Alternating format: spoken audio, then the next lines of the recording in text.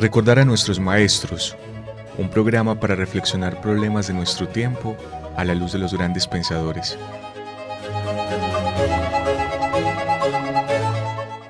Dirección: Carlos Mario González, profesor de la Universidad Nacional de Colombia, sede Medellín.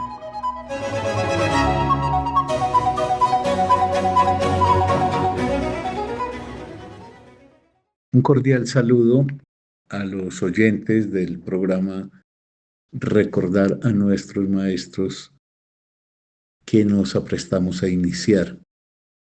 Este programa se transmite por la emisora de la Universidad Nacional de Colombia, sede Medellín, Radio UNAL Medellín, y se lleva a cabo por la Fundación Biblioteca Franz Kafka, que luego lo difunde a través de sus propias redes sociales.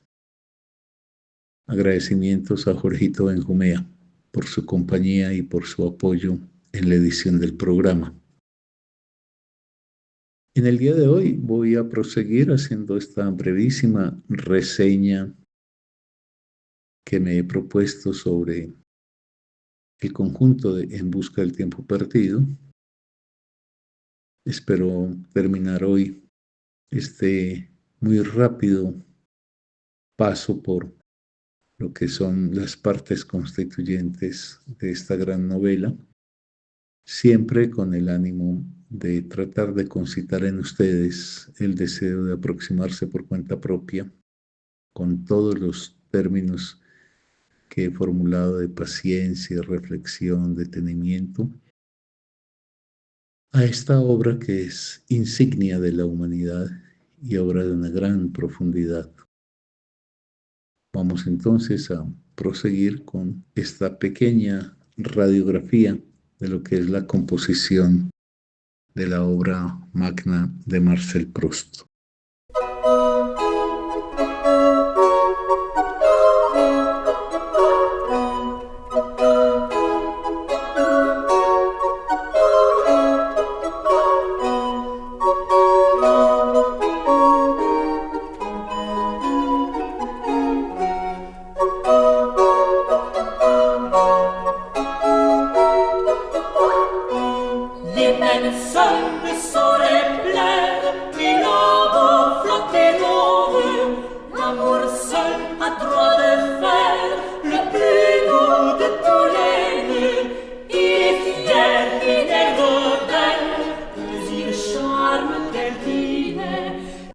Indicaciones generales sobre En busca del tiempo perdido de Marcel Proust. Programa número 7. Soy Carlos Mario González, integrante de la Fundación Biblioteca Franz Kafka. Venía señalando en el cuarto tomo de lo que es la estructura del conjunto de la obra de En busca del tiempo perdido. Venía señalando que este tomo es uno en el que Proust acomete una tarea que para su época no dejaba de ser muy osada, y es la de develar las relaciones afectivas, tanto amorosas como sexuales, de orden homosexual. Por un lado gay, por otro lado lésbico. Y decía que esto no carecía de osadía y de atrevimiento por la profunda represión que existía tras milenios de hegemonía cristiana y de concepción del cristianismo sobre la sexualidad. La profunda represión que se volcaba sobre todos aquellos elementos de un deseo que no tuviese destino hacia la heterosexualidad y la heterosexualidad en general dirigida hacia la reproducción. Es muy importante destacar esto porque era la forma hegemónica de la ideología que trataba de dar cuenta de ese fenómeno crucial de la experiencia humana que se llama la sexualidad. Si todavía hay grandes fuerzas reactivas a la aceptación de vínculos que desborden el marco de lo heterosexual, pues muchísimo más se puede colegir, se daba a comienzos del siglo XX. Por eso hay que hacerle un reconocimiento a Proust por su valentía, por su arrojo. Obviamente eso lo tuvo que solapar y lo tuvo que mostrar de formas no directas para evitar el costo que le habría acarreado en la opinión pública, pero también en la sanción legal, que el tema hubiese sido abiertamente expresado. El tema tiene además como característica de la elaboración artística, tiene sutilezas en su presentación, aunque es evidente, no es de una forma grosera, de una forma transparente directamente, tiene eso que es propio del arte, ese juego hiperbólico que permite decir sin necesariamente tener que llevar las cosas a la expresión directa. Ese atrevimiento hay que siempre destacarlo, pero más allá del atrevimiento está pues la inmensa profundidad con la cual Proust aborda algunos de los hechos que tipifican la experiencia homosexual como una experiencia en la cual tanto el sentimiento humano como el deseo corporal se pueden manifestar. Y ahí en ese tomo de Sodoma y Gomorra, enunciaba yo, aparece, se empieza ya a configurar el amor de el narrador por Albertina. Pero antes debo recabar en un punto que me parece muy importante y que también en el conjunto de esta novela ayuda mucho a pensar la condición nuestra, la condición humana en relación a los afectos. Y es que en este tomo ya queda evidenciado e incluso se alude a ello el olvido que ha caído sobre Gilberta, esa muchacha que había sido desatadora de una gran pasión en el jovencito, en el adolescente. Y esto que pareciera ser algo normal, efectivamente es normal. Los amores aparecen con todo su peso, su importancia, y hete acá que tiempo después esos mismos amores se desvanecen. Y digo que eso pareciera lo más rutinario y lo más evidente, y sin embargo nos cuesta mucho pensarlo. ¿Cuál es el doble misterio que se presenta? Como para que un sentimiento embargue a alguien, se apodere de él, se entregue ese sentimiento como una fuerza fundamental en el sujeto al cual posee, y sin embargo, todo eso un día se esfuma. Una de las cosas que hace el arte es llevarnos a interrogarnos por cosas que siendo importantes en la vida, pasamos sin embargo de largo ante ellas sin detenernos a reflexionarlas. Tanto que apostamos en el amor y luego, si mucho queda un lejano recuerdo de lo que otrora fuera una fuerza que nos embargó de manera decisiva. Y Proust aborda esta problemática bajo una forma de nombrarla que es muy bella. Él habla de las intermitencias del corazón. ¿Ha olvidado ya Gilberta y se interroga por las intermitencias del corazón, como si el sentimiento fuese un juego de apagar y encender, encender y apagar. Se enciende el amor y luego se apaga. Bueno, lo que hace el arte y ahí su proximidad con la filosofía es preguntarse por qué. ¿Qué es lo que acaece en lo que pudiéramos llamar la estructura del sujeto en relación a los afectos, en este caso el sentimiento amoroso, como para que primero lo embargue, por qué lo posee, por qué es susceptible a que ese objeto entre con toda su fuerza a su propio ser, me refiero al del amante, pero después, por qué eso se desliza sutilmente y finalmente desaparece. Es un tomo pues muy importante y yo aquí pues repito, estoy haciendo una mención muy por encima sobre algunos de los asuntos fundamentales que esta novela aborda, pero no quisiera dejar en los oyentes la idea de que en esto se resume lo que es En busca del tiempo perdido.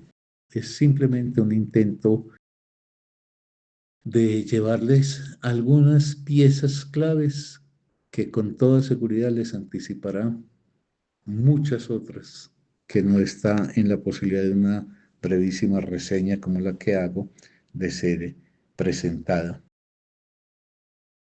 Pero en ese tomo también de Sodoma y Gomorra, él descubre que Albertina tiene tendencias homosexuales. Esto lo debo conectar con lo que mencioné hace un ratito, de que aparece este amor por Albertina, porque él había conocido a Albertina en ese grupo de muchachas, en esas muchachas en flor que él había tenido la oportunidad de conocer y tratar en Balbec. Pero todas esas muchachas con sus encantos tenían, por decirlo así, igual fuerza para presentarse ante él. Él no discriminaba. El amor es un elemento de discriminación. El amor es una muy clara forma de definir que un objeto es excepcional, es decir, que no está en la serie de lo común. Y cuando en el tomo de Balbec, de las aventuras del adolescente en Balbec ante esas bellas y encantadoras muchachas, todas esas muchachas le suscitan a él encanto.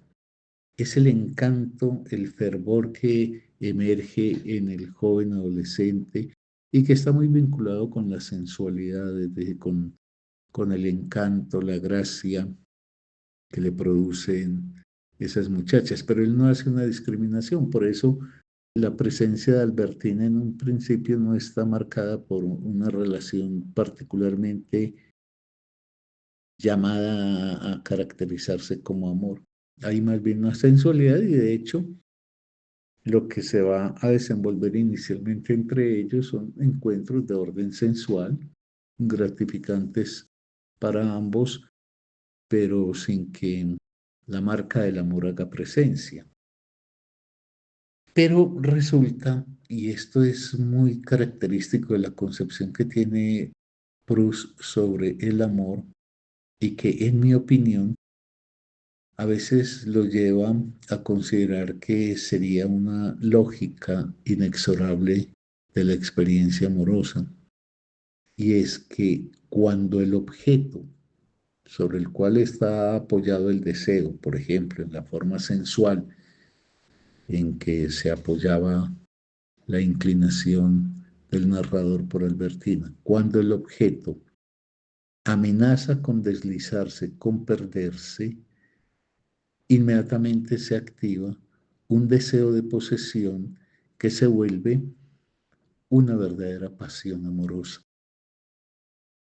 Es decir, mientras Albertina era una muchacha que estaba al alcance de él y que él asumía como que él constituía también un objeto elegido de ella, no tanto en el amor, sino en el encuentro cordial, amistoso, pero también sensual.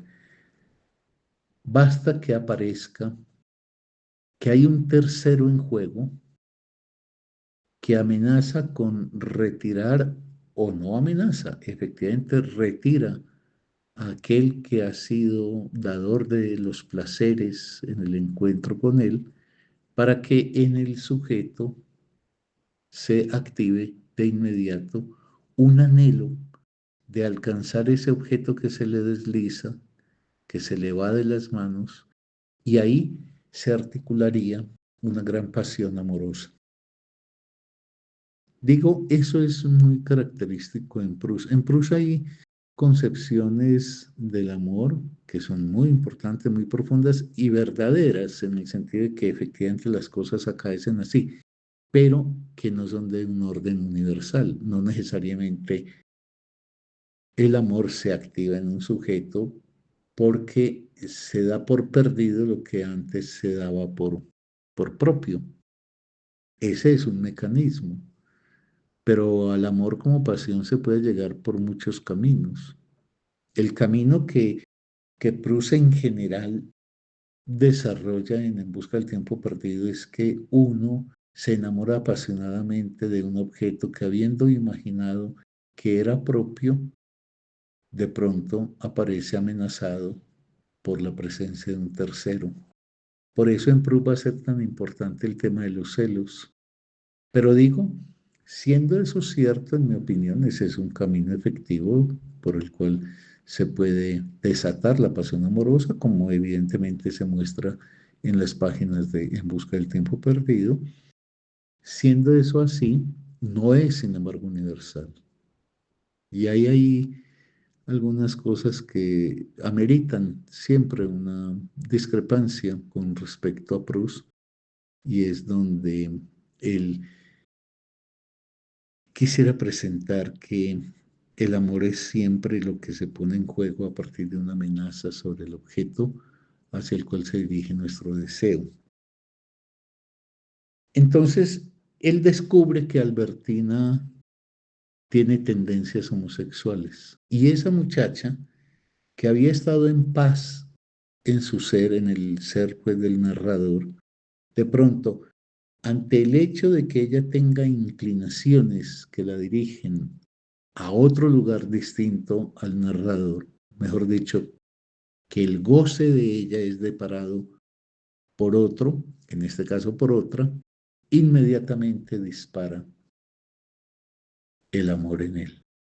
Y entonces hace un pasaje de la atracción sensual y de las dichas sensuales a lo que es la pasión amorosa, con todos los ribetes dramáticos que puede poner en juego esta pasión cuando el objeto amado es un objeto que se desliza, es un objeto lábil, es un objeto que no necesariamente está prendado de uno. Ahora, en el quinto tomo, ya en consecuencia con lo que ha venido desarrollando en el tomo anterior, que es la aparición de esta pasión por Albertina, esta pasión que cobra la forma de una verdadera obsesión. Yo siempre he tratado de marcar una diferencia entre la pasión y la obsesión. Yo le doy un valor muy positivo a la pasión. Yo creo que la pasión es la forma en que un sujeto puede reconocer esos deseos esenciales que lo habitan y comprometer su destino en la realización de ese deseo.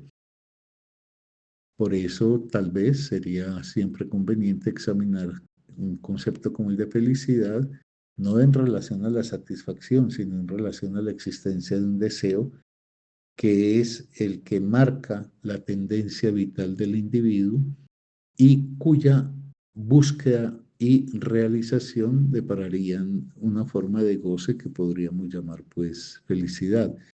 Pero en el caso de la novela de Proust, aparece esta pasión que cobra angustiosamente en el narrador las características de una obsesión, por ejemplo, de un mecanismo que lo lleva a tratar de implementar todas las formas de posesividad posibles sobre esa muchacha de la cual él se reconoce de pronto profundamente enamorado, profundamente atraído.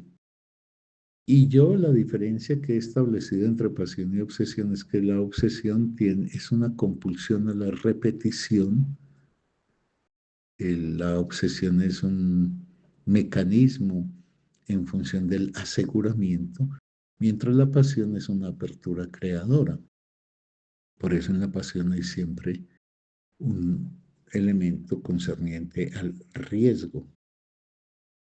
Pero la particular visión que tiene el amor Proust lo lleva a que cuando esa fuerza que se desata en el sujeto, a partir de reconocer que un objeto que había dado por suyo se ha deslizado hacia un tercero, inmediatamente lo que se activa es una forma obsesiva de aprisionamiento, de hacerse a ese objeto que se le ha deslizado. Y ahí habría tela para cortar en términos de una reflexión crítica sobre la experiencia amorosa tal como la piensa Proust.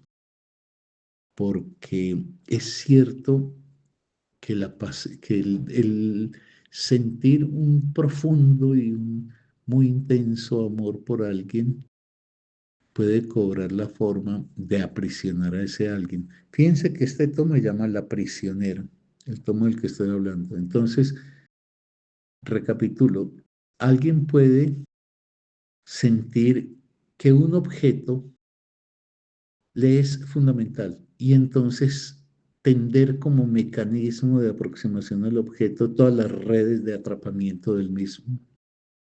Y no es inusual encontrarse con que mucha gente, cuando se enamora, inmediatamente asume el amor como la construcción de una estrategia de apoderamiento y de encarcelamiento del ser amado. Sin embargo, eso no es necesario que sea así. Hay otras alternativas, insisto. Entonces, en esta forma obsesiva, lo que hace el narrador es tratar de tender todas las formas posibles para hacerse a la presencia de Albertina, aunque, y para mí aquí hay una diferencia muy importante con otra versión del amor, el amor como fuerza creadora. El amor como fuerza creadora quiere decir que el amor, y en caso de alcanzar reciprocidad, es un sentimiento que desata en ambos seres una posibilidad generadora de nuevas formas para la existencia de sendos seres. Por eso el amor puede ser esa experiencia que cuando uno vuelve a ella, por ejemplo en su recuerdo, constata que ese gran amor que se sintió marcó, a la manera de una fractura, un antes y un después, porque hubo una labor de creación, de recreación espiritual, de posibilidades nuevas que puso en juego ese amor y de realizaciones consumadas. Pero puede haber un camino donde el amor abandona el carácter de la pasión. Yo insisto que para mí la pasión es una fuerza creadora. Puede haber un camino distinto al de la pasión que hace que el amor se vuelque con toda su fuerza a un dispositivo más bien de carácter obsesivo en donde lo que se pone en marcha es una forma de atrapamiento del objeto amado, es una forma de apoderarse del objeto amado de tal manera que se garantice la presencia del objeto amado.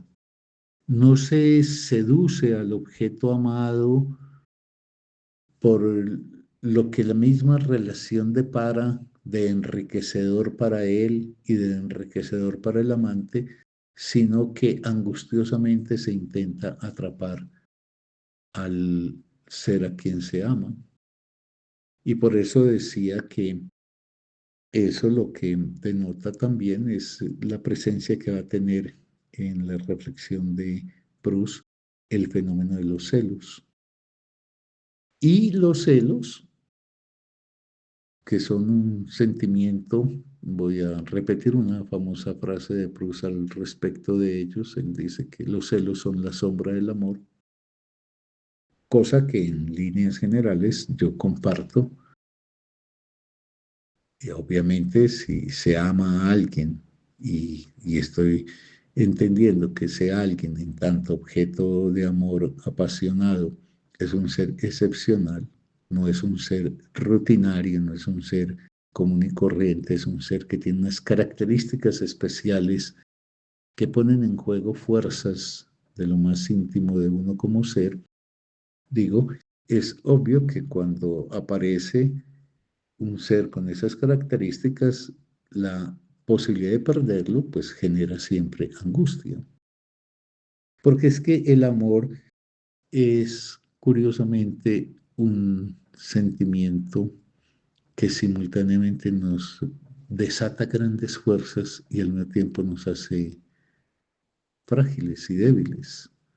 El amor tiene una componente en la cual precisamente la importancia inmensa que cobra el objeto amado se vuelve un riesgo ante la eventualidad de su pérdida. Entonces ahí aparecen los celos. Los celos tienen que ver con que el surgimiento de un tercero pone bajo amenaza el ser de uno, bajo la modalidad de atraer al objeto que le es esencial a uno. Pero sobre los celos, a su vez, como expresión que acompaña al amor, se pueden plantear otras formas de, por decirlo entre comillas, combatir con el rival para no perder a ese ser tan esencial. Lo que pasa es que, como en Proust, el carácter del amor cobra más la forma de una obsesión, en el sentido del aseguramiento del objeto, los celos se vuelven devastadores, son angustiantes, como siempre son los celos angustiantes, pero en este caso de lo que Proust aborda, esos celos se vuelven devastadores porque no permiten una puesta en acción de una forma de seducción por la cual el amante lograra mostrar su superioridad en tanto objeto del deseo frente al rival emergente, sino que lo que pone en marcha es un sistema carcelario. Por eso, ese tomo, al cual deberé volver porque ya el programa está llegando a su fin hoy, ese tomo se llama La prisionera, porque efectivamente a partir de haber encontrado que Albertina tenía inclinaciones deseantes hacia terceros, en este caso terceras, un rasgo lésbico en ella, el amante que aparece en el narrador, más allá de la amistad que tenía con esa muchacha, pone en marcha un mecanismo de atrapamiento del objeto que se le desliza y ese atrapamiento, acuciado por los celos, ese empuje, es el de tratar de hacerse al objeto de tal forma que le garantice que es suyo. Por eso, esa denominación de la prisionera.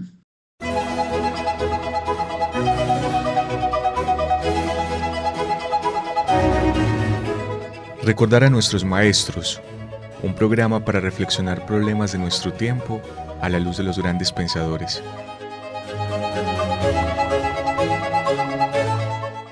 Dirección: Carlos Mario González, profesor de la Universidad Nacional de Colombia, sede Medellín.